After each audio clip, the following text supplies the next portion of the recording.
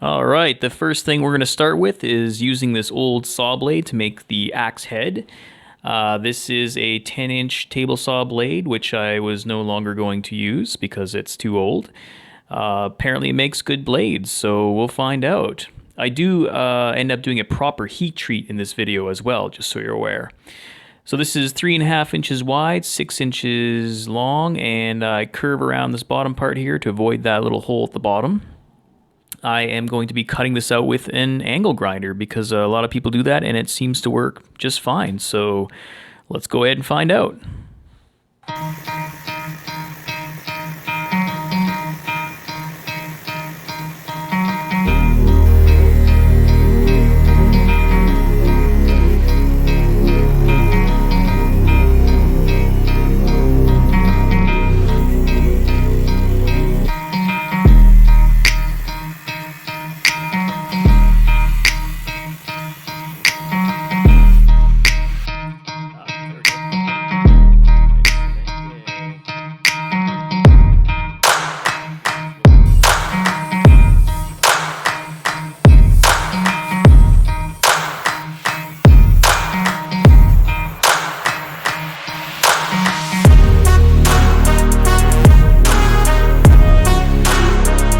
And here we are with all the sides cut out. I ended up curving this out a little better with the flap disc on my grinder. That's this thing here. I lost the footage of that. I'm having some technical difficulties, so that's why you didn't see me switch that over there. But this is looking really good, and yeah, I've always been curious to know how strong these things are. So yeah, just when trying to like flex it a little bit in my hands, I really don't feel much flex at all. It's a lot more solid than I expected. So I'm looking forward to using this. I think it'll make a great axe head. So next we're gonna take this black iron pipe and just kind of line things up, see how we're looking here. I think that's looking pretty much exactly like what I want, except for those threads there. I think it would look kind of funny if I kept those there and welded that there like that. So I think I'm going to go ahead and cut that off.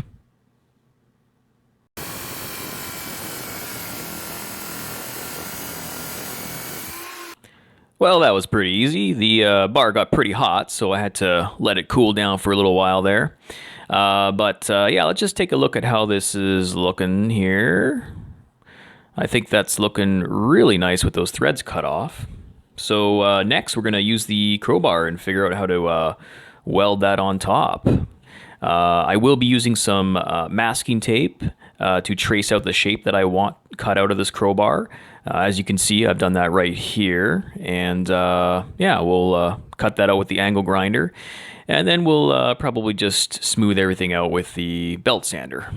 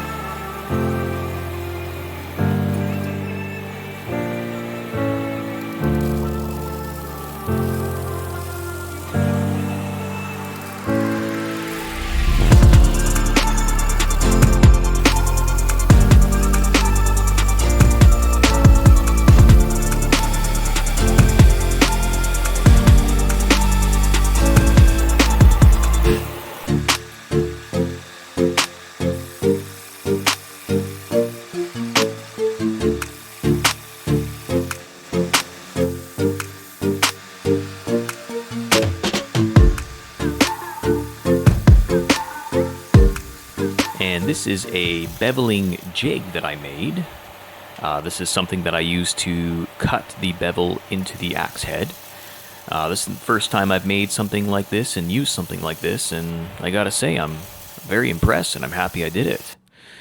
As you can see, the bevel is very straight and accurate, and I think it'll make a very nice edge. So it's not entirely sharpened yet, but I decided to use this little sanding block to try to get it a little sharper because I feel like it's going to be really hard to get a sharp edge on it when it's all welded together. I just feel like I'll have trouble getting the angles right. So I'm going to go ahead and kind of sharpen this by hand as much as I can before welding.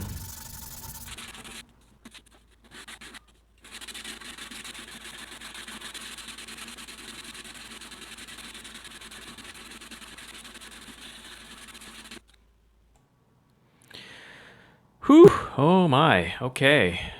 Well, I'm not gonna lie, that took a couple of hours, and I'm exhausted. But we got a very sharp edge there. I probably should have spent a little more time sharpening that edge on the belt sander as opposed to by hand. But it turned out pretty good, so I think we're ready to move on to welding here. So this is how I held everything together here. Got some magnets in there, some clamps. I got everything squared up. Everything's lined up and ready to weld.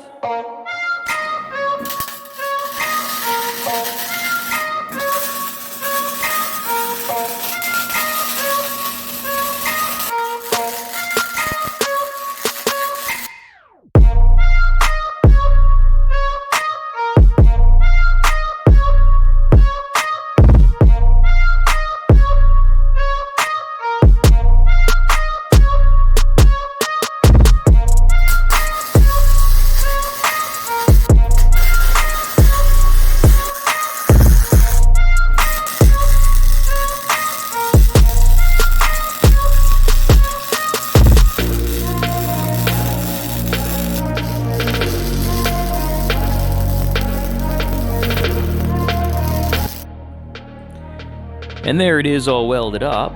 And just so you know, I did do a preheat to the metal before welding and also a post heat, and that does help the welds stick a little better to the high carbon steel. Now, as you can see, it does look a little chunky there, but I will go ahead and clean that up with the grinder and maybe a little bit by hand too.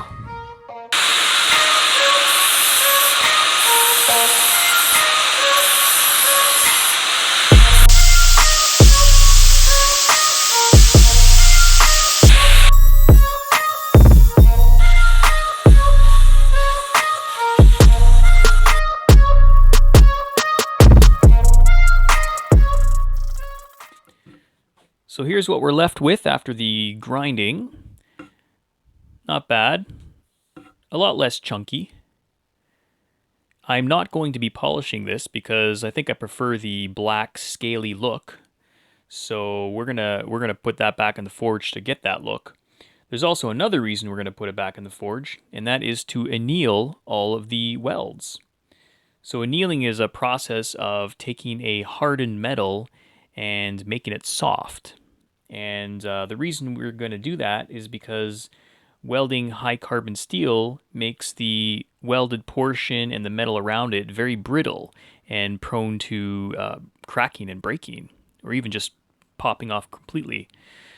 So, from experience and testing, I found out that if I put a finished welded product back into the forge, it anneals the welds as well as the metal around the welds and makes it nice and soft and no longer brittle, which is pretty good for this application because if we're going to be chopping something, we don't want brittle joints that break. We want them to be soft. So we're going to do that process, annealing, and then once that's done, then we're going to have to re-harden the edge because we want the edge to be hard, but annealing will soften it. So, a few technical things to take care of, but I think it's worth it because we want something we can actually use and not just look at, right? So I've started the annealing process here. Some people might call it normalizing the steel. I'm not sure what the correct terminology is yet. I'm still kind of learning this stuff. But as you can see, the axe was far too big for my small forge, but I was able to open up the top of my forge and stick the axe inside and precariously balance a bunch of fire bricks on top. So we'll just wait a few minutes. I think this will work and it will get nice and red hot there. So as you can see, it's now red hot. I think that's definitely hot enough to anneal the steel. And yeah, we'll just go ahead and turn it off here. Got my shut-off valve. Nice, easy shut-off. And let's just take a look inside here.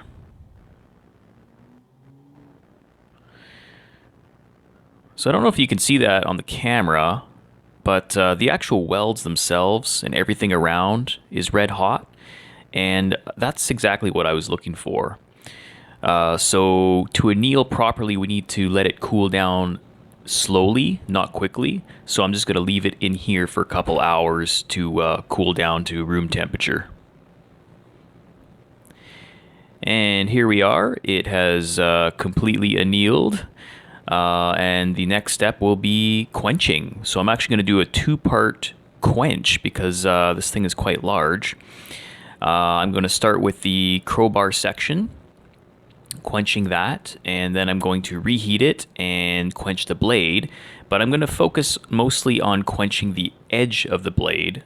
Hardening the edge of the blade and keeping the rest of it somewhat soft.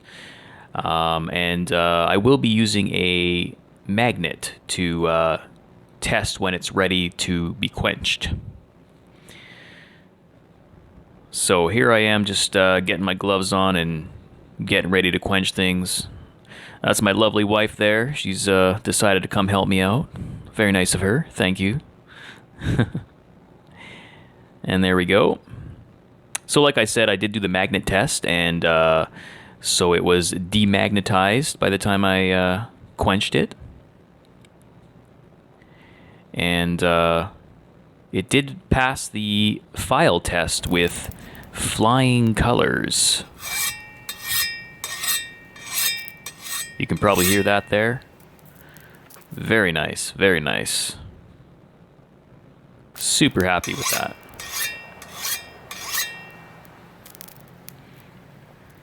And on to quenching the blade now. This also went very well. I did develop a slight warp, but I was able to fix it by clamping it during the tempering, which you will see in a few minutes here. Thumbs up from the wife. She's taking advantage of the residual heat from that forge there. Starting to get chilly out.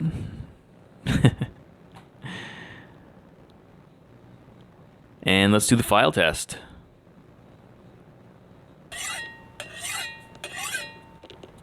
Excellent. All right, so we're going to now move on to tempering. And here we are in my kitchen, about to partake in the tempering process. As you can see, there are two clamps and a straight piece of metal on that blade, and that's to take that warp out that I mentioned earlier. Apparently this is a process that is well known in the blade making community and works quite well. I will be setting my oven at 400 degrees Fahrenheit and doing 2 1-hour cycles for tempering.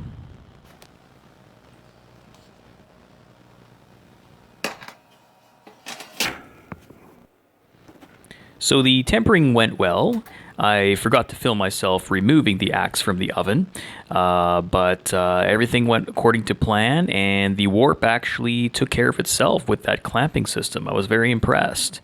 So once the axe cooled down, I put it into this container filled with white vinegar, and we're just going to leave it in overnight, and that will help to remove a lot of the old scale left behind from the forge, and will make the cleaning process a little bit easier. And here we are about 12 hours later. As you can see, it's quite yucky looking, but if I just rub a little bit off with my finger here, that black stuff just wipes right off. So we'll go ahead and clean that up with a scrub brush and whatnot and see what it looks like. And after about half an hour of scrubbing, it actually looks pretty good, but there's still some stuff left behind there. So we're going to head back downstairs into the garage and use my grinder and some sandpaper to clean that up a little bit.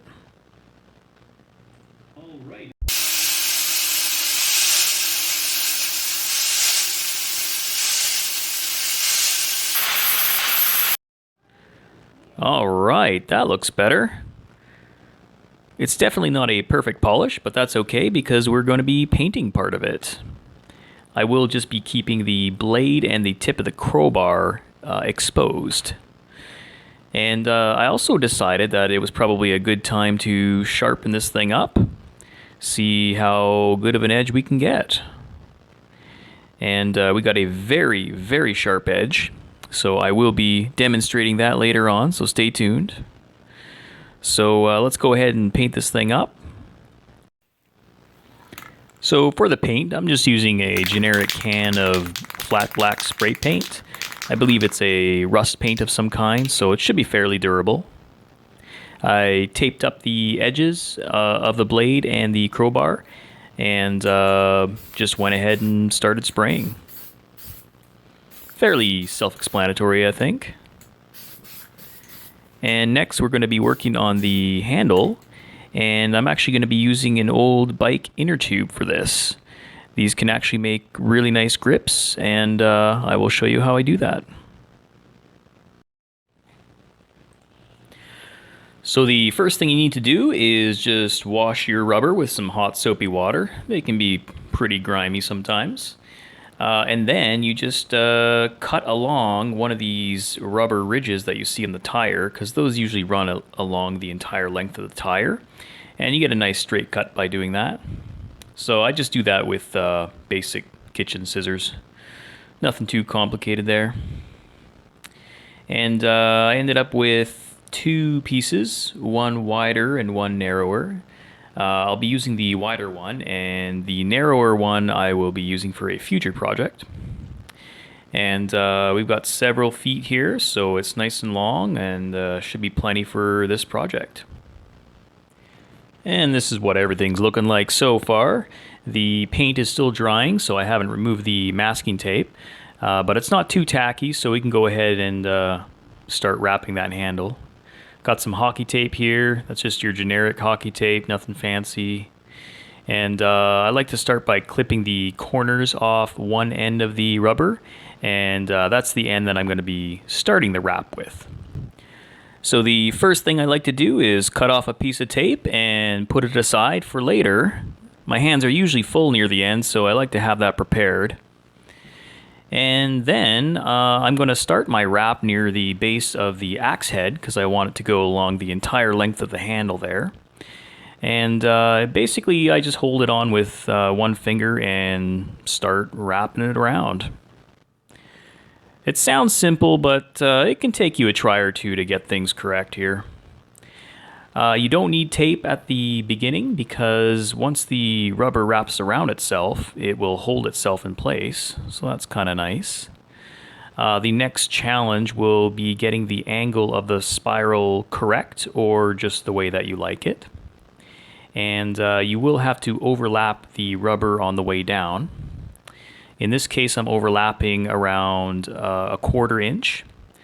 Sometimes I'll go as much as a 1/2 inch, but for this project, the 1/4 inch overlap seemed to work just fine. So that's what I went with. And I'm going to wrap right down to the bottom of this handle here. And once I get to the bottom, I like to clip the end of the rubber on an angle, and that just makes taping it up a little bit neater and tidier. So I'll go ahead and do that with the scissors. And then I'll just take that piece of tape that we cut at the beginning there and tack it in place. And once that's tacked in there and I'm satisfied with how things look, I'll take some more tape and wrap it around 3 or 4 times just to make sure we got a solid hold there. So there it is. I haven't done one of these grips in quite a while, but I remember why I used to do them so much, because they actually feel really nice in the hands. Super grippy, and it doesn't slide around like other grips might, because it's super tacky rubber on metal. So super awesome grip, highly recommend it. And yeah, I guess all that's left to do now is take the masking tape off, give it a final polished sharp edge, and move on to testing.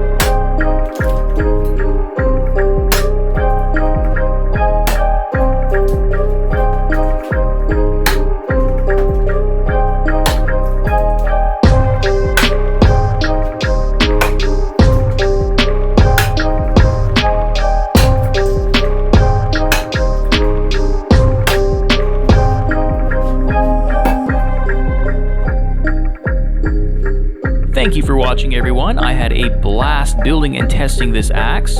If you liked it, please subscribe and stay tuned for more videos like this.